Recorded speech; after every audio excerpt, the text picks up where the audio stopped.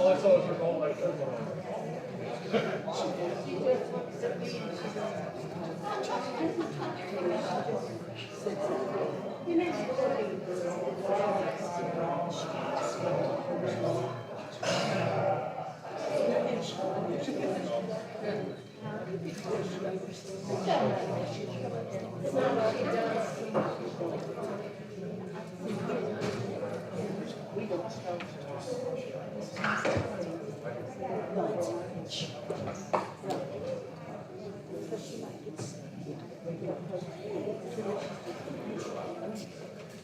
Well, good morning. Welcome to Sunday School. Glad you made the choice to be here today or to participate with us online. That's always a wonderful thing. We are going to continue. We started last week talking in the book of Proverbs, and we talked about godly wisdom. And so today we're going to sort of boil that down a little bit closer to this big idea up here, and how do I actually apply this in my daily life? And I think it'll be interesting to see how Solomon does that and why it's important to him. Well, there. Recall our focus last week was godly wisdom in Proverbs 1, 20, and 21. As on the screen there from the New Living Translation. Out of the open, wisdom calls aloud. She raises her voice in the public square. On top of the wall, she cries out. At the city gate, she makes her speech. Our conclusions last week were this: that wisdom is available to everyone. Wisdom is not just a religious concept or ideal. And wisdom calls out. It shouts. And that's what you see there in that verse. So it's important for us, again, to be paying attention. We need to be listening, and we'll see what Solomon has to say about that. Well, the wise old owl is up on the screen there, and we can find some comfort as we begin to, sort of look at a life that is anchored in wisdom. Notice again the last verse that we read last week, Proverbs 1:33, from the New Living Translation is on the screen. But whoever listens to me, again, wisdom, will live in safety and be at ease without fear of harm. So there's some comfort in knowing that we can follow after the wisdom that we find in Scripture. Well, our objective is this today, to again seek out God's wisdom and put it into practice. So I want to move from just you hearing. Remember the things we said. You have this information. You have this knowledge. How do I apply it? Because I can know a lot, and maybe a lot of you in the room know a lot. And it only makes a difference when you begin to apply it, though. How do you put it into practice? The knowledge becomes real, doesn't it, when we put it into practice. It becomes a sort of value add, if you will. Solomon, he's continuing to build his case for the application of wisdom in daily life. And we find that in Proverbs chapter 2, where we'll study today. Wisdom brings value to life. And I want you to understand that, because without that, we've got this gap that we have to fill. And again, how does this all begin? It begins with the fear of the Lord. It's the beginning of knowledge. So if I can get that down deep, and I can apply that in my life, it can begin to make this difference. So the starting point's clear.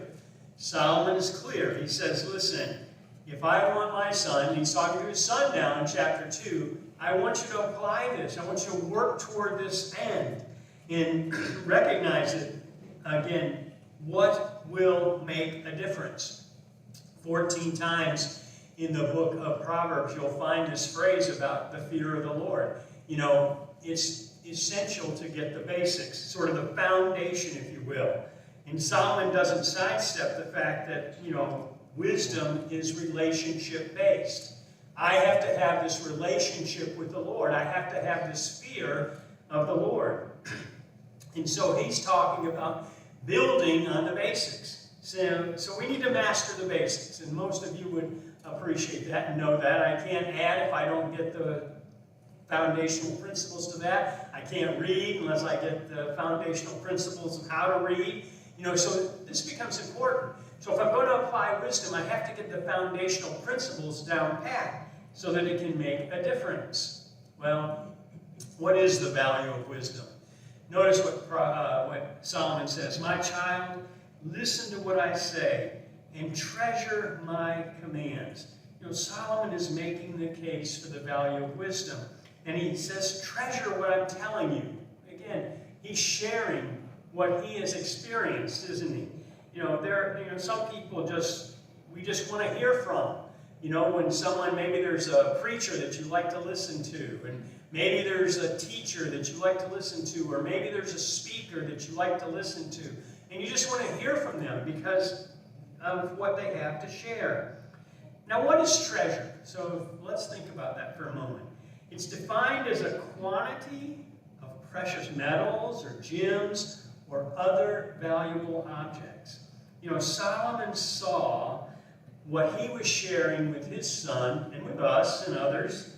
He saw it as something of great value, something of treasure, something to treasure. Well, some of you will remember the craze from the years ago, the Beanie Baby craze. You remember that? You know, the search, it's all about the hunt. You got to find the right Beanie Baby. We lived through that in my house. You know, obviously Solomon wasn't talking to his son about the search for the things of this world. But notice what he says. He says, search for them as you would for silver. Seek them like hidden treasures. He's beginning to talk to him more about the principles of wisdom. You know, his focus. Where is he focused? He's focused on something that would be life-changing. You know, as you think about the instructions that you share with your children or your grandchildren, you're giving them instructions that will help them, that will change their lives, that will direct them in a positive way. Well, if I was to ask the question, how do I determine the value of something? You know, most of you in the room probably have your valuables locked up somewhere. You have them, I could come to your house and you would say, oh yeah, look at this, I have these are my valuables. And you have them hidden or you have them put away. Well, again, what do we determine? How do we determine value? First of all, it's how much someone will pay.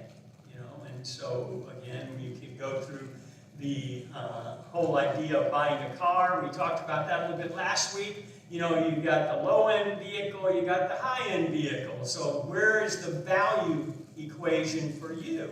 You know, and how do you put that together? How hard someone will work for something. I would take you back to Jacob in Genesis. Remember him, and he was enthralled with Rachel. He loved Rachel. He wanted to marry Rachel, and he worked 7 years. And whoops, Laban pulled the switcheroo on him. But then he worked another 7 years. So this idea, how long are you willing to work for something? And then how much time is someone willing to invest? So we all have time. We have 164 hours in a week, and we invest that, don't we? Some of us are still working. We go to work. Some of us, work from home. Some of us, maybe you garden, or maybe you do, whatever it is you do, you're investing your time. And so that's an investment because you feel that that is something of value. You're spending your time, something you will never get back. Or is it how something makes me feel?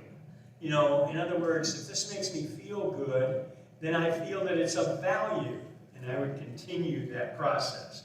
But determining value is really, it's personal, isn't it? And so Solomon recognizes that as he's sharing with his son. He says, listen, these are the things that I have learned, sort of the been there, done that kind of thing. I want you to understand these things. It's critical. Well, key truth number one from this, whoa, there's that value, isn't it? I forgot I put that slide in there. Some Benjamins and some gold, that's some value. We all would probably agree those are valuable. And so we want to make sure that we follow that after. So key truth number one is this: those who seek and practice godly wisdom will know and fear God. This is the opening verses of Proverbs chapter 2. So it's focus again. It's not a surprise, is it? Because it's been that focus through chapter 1. So chapter 2 talks again about wisdom and understanding and insight. And Solomon, I like the way the words that are used to tell him to tune into this. He's telling us to tune into this wisdom. Concentrate on understanding. Cry out for this insight, if you will. Solomon wanted his son to be, well-rounded. Make sure you understand these things. These things are important to you as you grow and as you develop. Well, again, what is interesting about wisdom, it's an if-then proposition. It is conditional. Conditional. Well, what does that mean? Well, I'm glad you asked. Notice verse 5 from the New Living Translation is on the screen. Then you will understand what it means to fear the Lord. There's that phrase again. And you will gain knowledge of God. So all of this is building up. He's talking to him about this idea of wisdom, this idea of understanding, this idea of insight, crying out for this insight so that you understand and you know what's going on. Solomon wanted his son to know the importance of the life lessons that Solomon had already experienced. Most of you in the room probably share some life lessons with your children or grandchildren. You tell them things you want them to maybe to do or to avoid. That whole idea is like you've been there, you've done that. So how do you make this practical, again, applied, in terms of for the ones that you're talking with or teaching? I would tell you that sometimes the best teacher is experience, and we can avoid some of the harder lessons by learning from others. But I'm reminded, years ago, we were visiting with my grandmother in Tennessee, and my sister-in-law was told that the potbelly stove, the pipe on the stove was hot. Well, that's good advice. The stove's hot. She touched the pipe. Why would she touch the pipe? To find out if it was true? Well, obviously that experience taught a valuable lesson, didn't it? The pipe was hot and it would burn.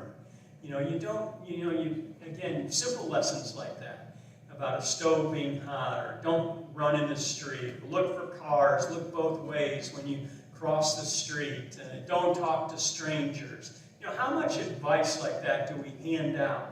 And you say, well, that's not real wisdom. Oh, that's practical wisdom. That's that daily wisdom. That's those things that you want others to know because it can help them avoid the harder truths of life, the experiences that maybe you went through that you would prefer that they don't experience. Well, Solomon also noted, okay, it's conditional. It's if-then. I can tell you this, but if you don't apply it, then that's on you. It's conditional. So, all bets are off. And I don't bet, but, you get the phrase there. It's like, okay, if I don't follow after this, then that's on me. I've got to deal with the outcome of that. Well, again, Solomon does something else. He notes the efforts required. It's not enough to just know stuff. Some folks can come to church week after week after week after week and probably can quote scripture and they know stuff, but they never let it really get inside of them. So it's knowledge, but it's not something that's applied. Notice what he says in verse 4. It's from the NIV, and it says, and if you look for it as for silver and search for it as for hidden treasure. If you do X, then, so it's going to make a difference in your life. Solomon's focused on this idea of the fear of the Lord. And I go to Matthew chapter 7 and verse 7, and what is Jesus' comment? He says, seek, and ye shall find. So it's conditional in a lot of ways, isn't it? If I do this, then I can find something out. Look for it. What's the it here? Wisdom, understanding, insight. Jesus has focused his attention on seeking, isn't he? Being passive is not an option. A lot of people like to be passive, right? And just sort of coast through life. If we're going to attain wisdom, there's some work involved in that. It is, as I said, conditional. We have to work toward it. So if I'm going to seek and I'm going to practice godly wisdom, I first have to know the fear of God. And we said last week was what? That is a respect, a healthy respect. It's like the electrician that works with electricity. They know the power in the electrical current, and they have a healthy respect for that. Doesn't stop them from interacting with it, but they know what it can do. And And so it is as we think about this in terms of what God is in our lives, we know what he can do. Shouldn't stop us from having a relationship with him, but it should help us and encourage us to have a healthy respect for what he does. What is key truth number 2? Following godly wisdom is the best way to live. Well, everybody in the room wants to know, okay, how should I live? What's best, right? Good, better, and best.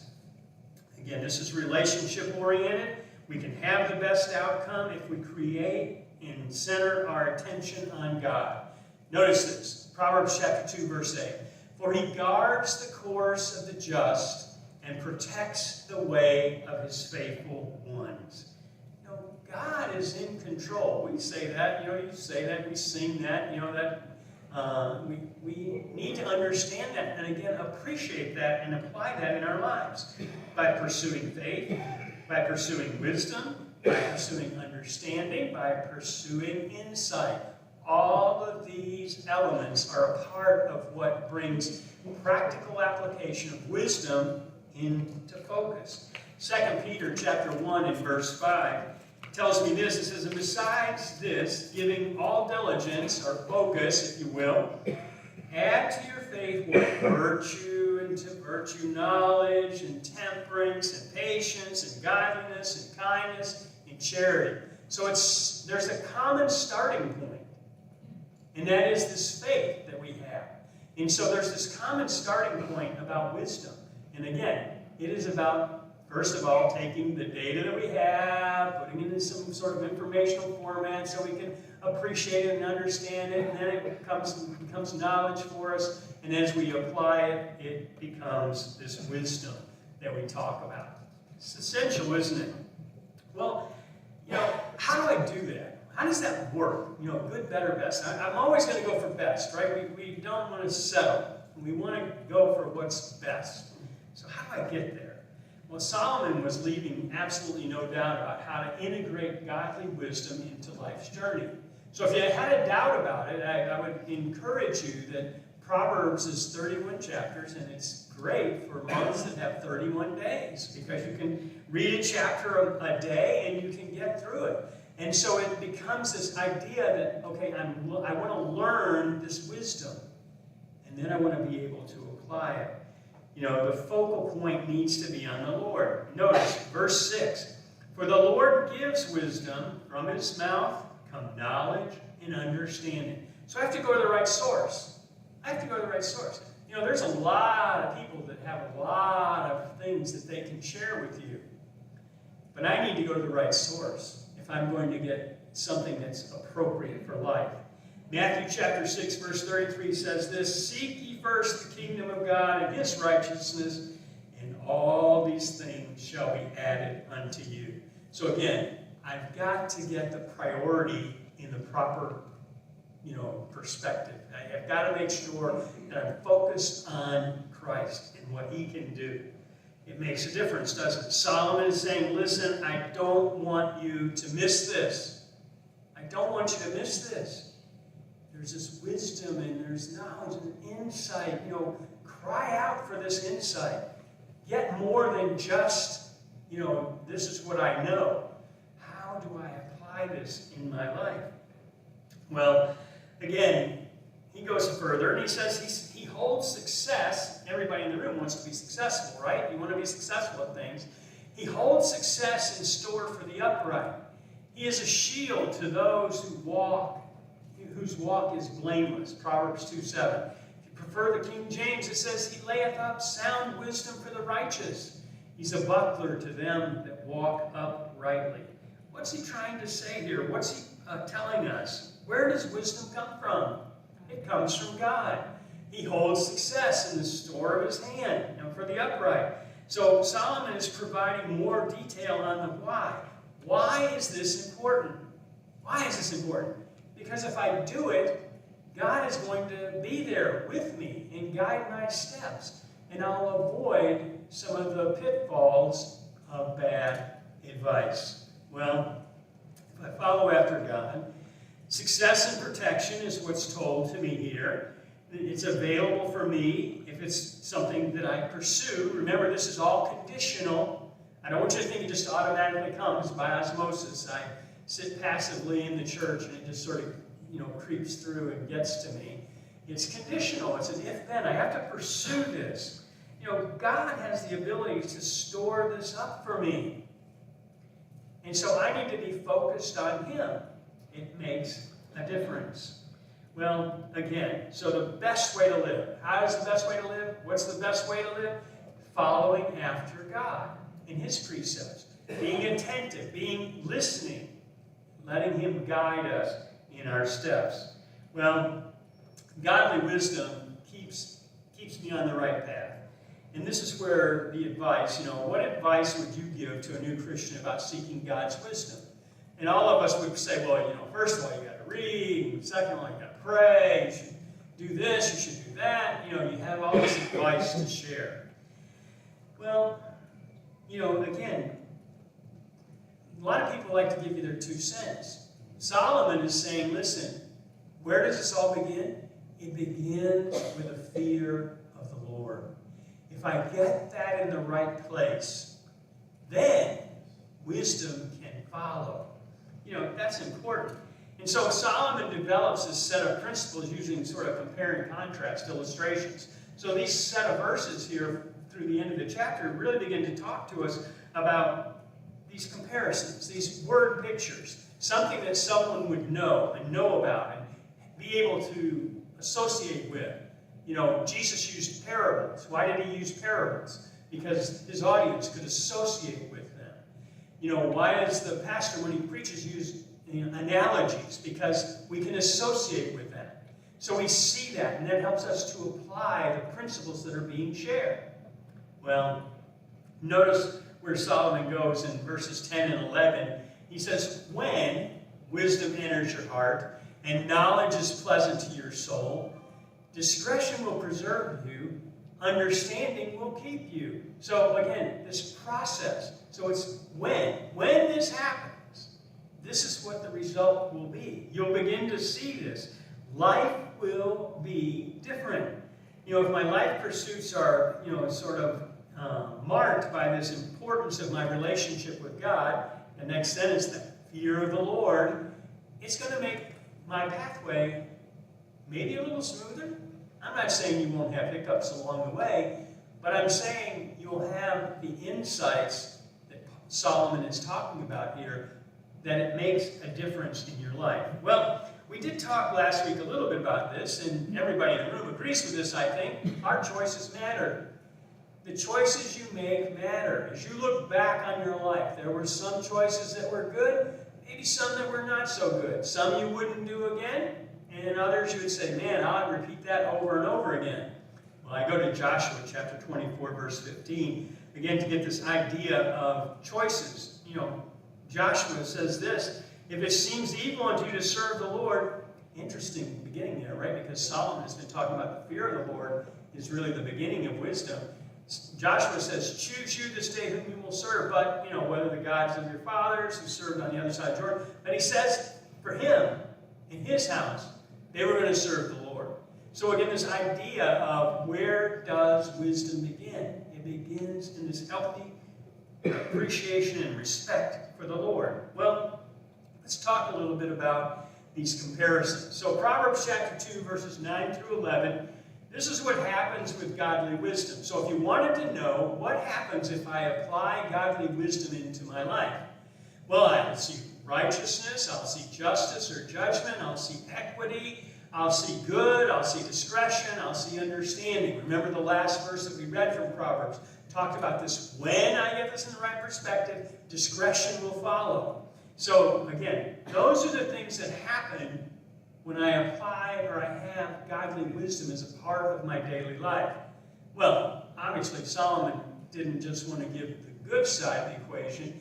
He says, let's look at the other side of the coin, just to make sure that you fully appreciate what can be. He says, this is what happens without godly wisdom. There's evil, pervertedness or perverse, darkness, crooked, devious. All of these things, again, they're almost, polar opposites, if you will. So if I want a good life, and this is what Solomon is saying. I need to have one, a healthy respect for the Lord. I need to have this fear of the Lord. And then I need to pursue wisdom. Not just sit back and think it's going to automatically come my way. I need to pursue it. So making this decision should become easier when I know the outcome, right? If I know what the outcome is, if anybody in here has ever had surgery, if the doctor said, this is what we're going to do, and this is why we're going to do it, you know, some of you probably have been under the knife, we'll call it. You know, you've had surgery. If you didn't know what the outcome was going to be, or the expected outcome, you know, I doubt that you would have said, okay, doc, cut me up, and, you know, I'll go through that recovery and whatnot. If you've had a joint replaced, a knee replacement, or a hip, or a shoulder, or whatever, you know that there's a lot of pain associated with that.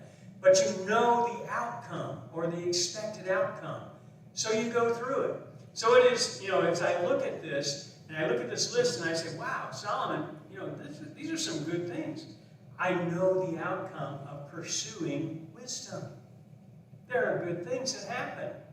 So I need to pay attention to that. Well, again, our choices are always going to lead us to reward or consequences. Always happens that way. You know, we talked about the law of sowing and reaping last week, so I won't go back through that. But Solomon summarizes instructions this way. He says, so you may walk in the way of goodness and keep the paths of righteousness. You know, it's important to summarize your words. You know, Solomon does this. He says, look, if you take my advice, he's talking to his son, you know, if you take my advice and you walk in the right path, you know, there's going to be some good things that come your way.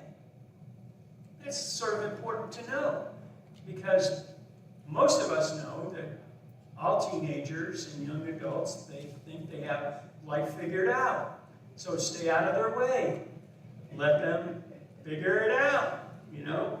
But here it is, Solomon saying, listen, my son, if you do this, if then, these conditional statements, your life can be much easier if you follow after the wisdom of God. Well, again, what is a choice? Let me back up. I skipped one. Maybe I didn't. It's not there. Well, pretend you're looking at this slide. I don't know where that slide went, but it's not there.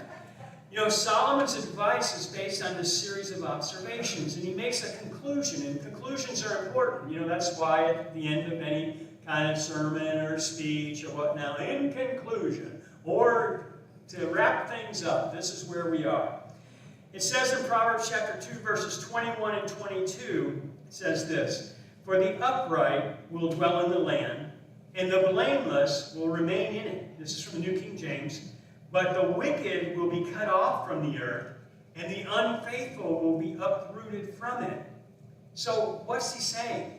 What's observed and what's expected? He says, what I observe is the upright and the blameless, they're going to have a good outcome. They're going to have a good outcome. But if I look at the wicked and the unfaithful, you know, tragedy is going to follow them because they're going to be cut off from the earth. So again, this idea that, you know, what matters? Well, what matters is the choices that we make. What is a choice? Choice is an act of selecting or making a decision when faced with two or more possibilities. Choice. What are consequences? You know, we all want to have choice. We have to have freedom to make our own way in life. We want to make our own choices. Okay, I'm good with that. Go for it. Just remember, there can also be consequences to the choices that you make. And consequences are the result of a particular action or situation, often one that's bad, and I like what the definition said, not convenient. So life is a series of choices that we make, and you and I get to make those choices. Nobody makes them for us.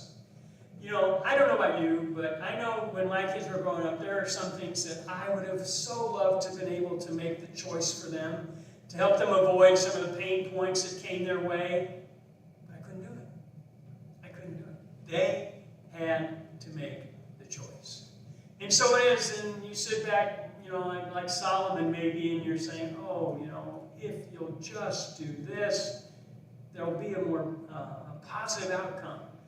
Follow after this, the fear of the Lord. So again, this is all about daily application. How does it fit together? Well, I'm out of time. You guys will have to figure that one out. But go to Proverbs and find it out. Next up for us is faith that endures, James chapter 1, verses 1 through 25. Let's stand and go to prayer this morning. Heavenly Father, we come to you this morning. We're grateful for all that you've done for us, for watching over us, for taking care of us, for keeping us safe. Lord, I thank you for those who are here today, God, and maybe there are some special needs in their heart and their mind. They're weighing them down. Lord, I just lift those up to you. I pray, God, that you would be with each person in a special way. Lord, again, give them a blessing for being here today. And Lord, I pray that this sermon would just lift us up, Lord, and challenge our hearts. Lord, I pray for those that may have financial needs or spiritual needs, physical needs, again, whatever it might be, you know where we are and you know what we have need of. Lord, again, I pray that our paths would pursue wisdom in that respect and fear of the Lord. Lord, I thank you again for all you've done for me. Bless this